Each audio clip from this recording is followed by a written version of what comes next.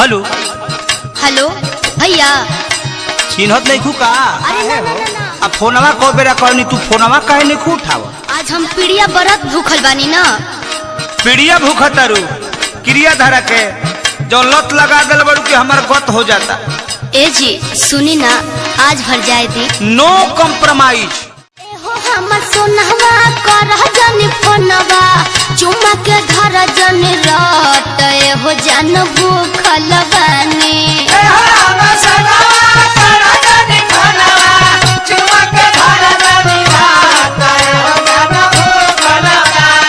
आज भर पीड़िया बरत, हो जान भूखल बानी। आज भर पीड़िया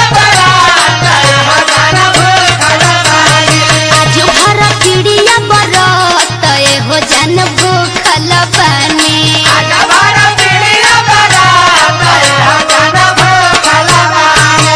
तोहार सब बात ठीक बा, बाकी बतावा कि तू हमार फोन काहे तू नहीं उठावत? सुनो तनी, खीर बनावत रहनी है ना। खीर बनावा तारू तू हमार दिल चिर के। पहले सुनो का कहतनी बोली।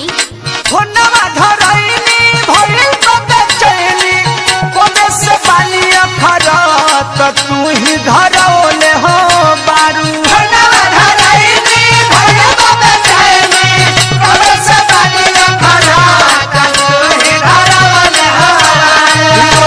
जे चुमावा के लत तू ही धरौले हो बारू।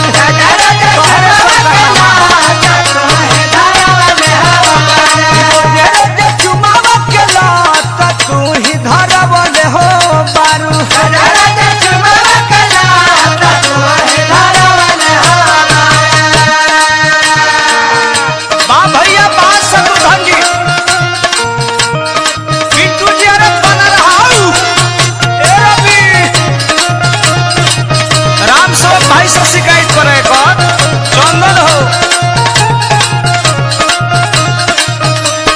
राजा राजा चुमावा के लात तू ही धरवले हो बारू। राजा राजा चुमावा के लात तू ही धरवले हो बारू। ए जा सुन ना, हमरो कुछ मजबूरी बा।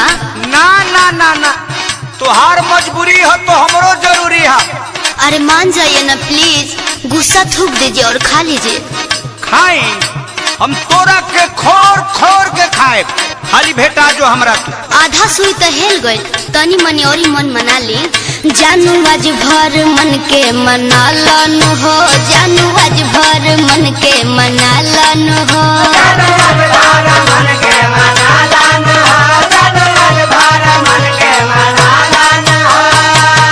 देखिए ज्यादा आप रुलाइएगा तो हम खाना वाना नहीं खाएंगे। का कहतरू?